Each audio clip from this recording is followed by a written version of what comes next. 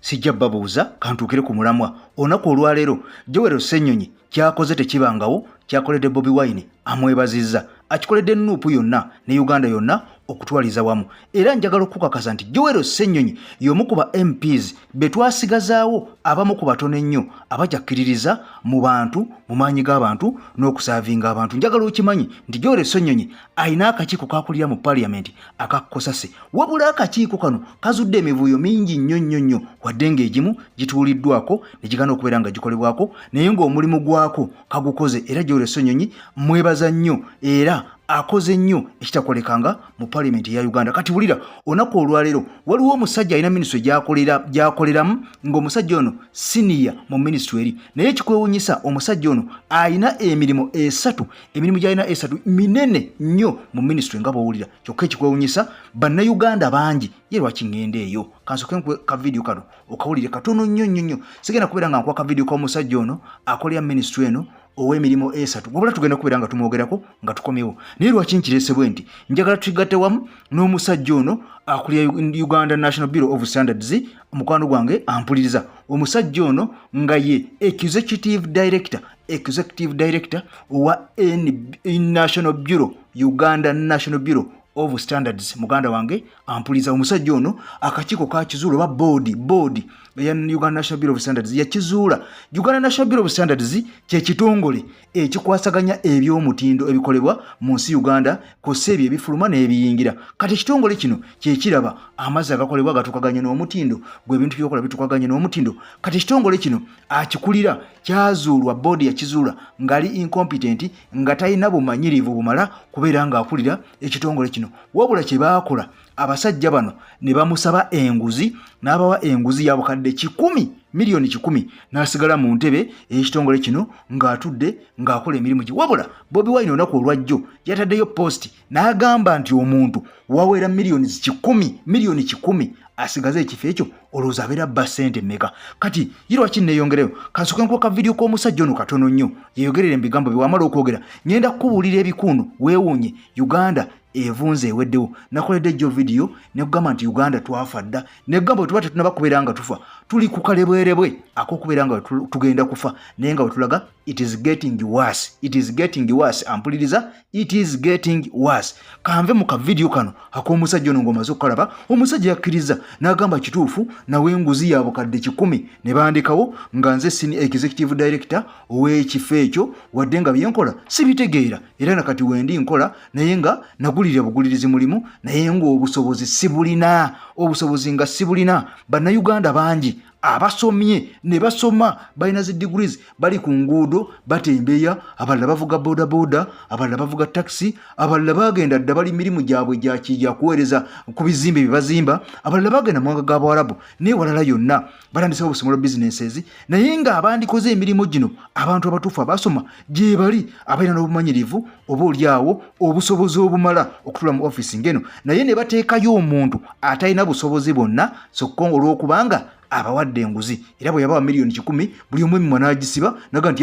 kakati kulira woofiisi eyo oba ebintu bakola bitatukaganye na mutindo tewali buzibu. Kansoke ka video k'omusajja ono okawulire tugende mu maaso. David Livingstone Edino, are you confirming to this committee that you bribed board members with 100 million shillings? I was asked by the chair and I must do the needful to cool down what is going on. And you gave them 100 million shillings? Yes, sir. Where did you get the 100 million shillings from? I borrowed the money. So this was personal money? Yes, sir. And you handed it over to who? Through the representative of the chairman, one of the board members here, Mr. Omar. He came to my office and picked it from my office. Was it cash? It was in what? Cash. Cash. In a bag? In what exactly? In a bag. Letter was a ransom. That you know you are in trouble. I was even shown a letter from the minister to him to dismiss me arising from that letter from IGG. So I was told, you see this, read it, put it back. And that happened at a restaurant called Panamera in opposite to Kampala Parents. It's opposite to Kampala Parents. Because the chairman residence is in Aguru, so he called me there. Come urgently. This is the issue. to cool this, do the needful. Obukadde 10 n'abukuba ku mmeeza ne bagamba kati genda weekolere byoyagala oba okola gadibengalye gwamanyi fekase kyaffe tumaze okubeera nga tukiisaawo bwe bato ne batunda eggwanga lyabwe bibyo bye tuwulira enkya n'eggulu ne bagamba nti obukadde bwe buti bwabuze sente bwesi ne bwesi zaabuze zino zaalazeewa nga tewali muntu n'omu amanyi kubanga sente mu Uganda zaafuuka sente kati buli kimu sente nkugambye nti abaana bangi abaasoma emirimu oba olyawo emirimu nga gino gyennyini naye nga tebalina we bayita kubeera nga batuukayo okubeera nga bakola emirimu nga gino kakati abantu abaliyo beekolera gadibengalye mukwano gwange ampuliza ate nga n'obumanyirivu ennyini tebabulina ku mirimu egyo gye bakola okubeera nga baweereza eggwanga kati omusajja ono ekikwewuunyisa ng'omutadde ku mabbali nakoledde akatambi wano eggulu mukwano gwange ampuliza omusajja ono gwe nkugamba amanyiddwa nga Livingstone Iberu ye executive director wa Uganda National Bureau of Standards. Livingstone Iberu ye executive director. Ate oli omulala gwe nasoose okugamba alina ebifo 3 mu ministry emu naye nga abantu banoonya mirimo tebasobola kubeera nga bagifuna wabula omuntu omu alina ebifo 3 byonna nga byakuntiko byagulu nnyo amanyiddwa nga Stephen Lwabusene ye senior commercial officer mu ministry eno. Senior commercial officer ekyo bw'okivaako ye technical advisor to the trade minister ekyo bw'okivaako ye personal assistant to the minister ebifo 3 personal assistant ogwo musaala mulala senior commercial officer nagwo mulimo mulala technical advisor nagwo mulimo mulala naye ekikwewuunyisa omusajja ono ampuliriza afuna sente era kakati parliament yamaze dde okubeera ng'emusindika ku poliisi bamubuuze kajojijoji w'ebibuuzo ku nsonga y'emu bamubuuze ebibuuzo lwaki emirimu gino 3 agikola omuntu omu nga bane bannayuganda abalala we bali nga banoonya mirimu naye ekisinga okubeera nga kikwewuunyisa abasajja bali abaamuwa emirimu bo tebafaayo tebayitiddwa na kuyitibwa era bino byonna bigenda kubeera nga bikomaawo ekirala ekisinga okubeera nga kikwewuunyisa omusajja human resource ne ttiimu ye yonna abasasula omusajja ono mu ministry emu waliyo aba human resource oba aba resource abasasula abakozi kakati omuntu ng'osasula omukozi omusasula otya mu kifo kino n'omusasula ne mu kifo ekirala n'omusasula ne mu kifo ekirala eyo ebeera nkola ya kikaaki era abantu bano bo lwaki tebayitibwa ne babeera nga nabo mu kakiiko batuulamu ne bannyonnyola lwaki omuntu omu bamuwa ssente z'abantu 3 ate nga ali mu ministry y'emu ampuliriza today eri ku Uganda National Bureau of Standards ew'omusajja mukwano gwange Livingstone akoze gadibengalye okumala ebbanga n'ebbanga kubanga yawaayo obukadde 10 ne bamanya nti ekyo kiwedde kati ffe twalire ssente zaffe njagala okubeera nga nkugamba kati omusajja ali ku top waggulu wabeerera nga byakola tabitegeera kati abali eno wansi ba field officers abalambula abantu bo bibakola babitegeera yika kati ogenda mukola otya nga twakamala okubeera nga tulaba ministry enamba ng'etambuza empapula okuva mu kibuga Kampala okuziwala mu kibuga Ntebe ng'ekosa miliyoni 4 sente za muwi w'omusolo subhanallah tugenda kubeera nga tukaaba nnyo sente za muwi w'omusolo ekyo bw'okivaako n'owulira ab'emmwanyi 9.6 biliyoni kusomesa abantu kunywa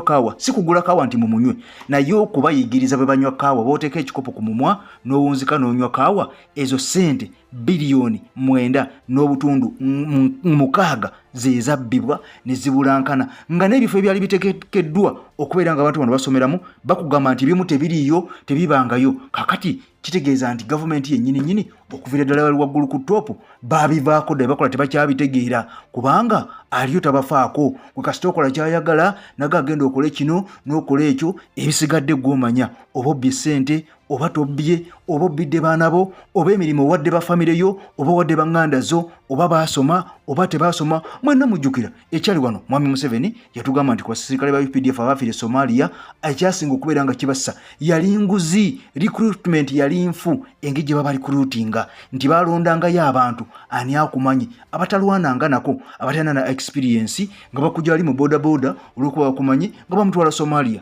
nga bakujja ali ku mulimu gwa security guard nga bakutwala Somalia kubanga yali mu office yali ani akumanyi mumuwadde ssente mmeka. President Museveni yennyini yagamba bano ekyabassa butiitizi n'okubeera nga ennondebwa gye balondebwa yali yamankyolo nnyo kubanga bangawangayo ssente okubalonda so si lwakuba nti baali bamanyirivu ku nsonga eno.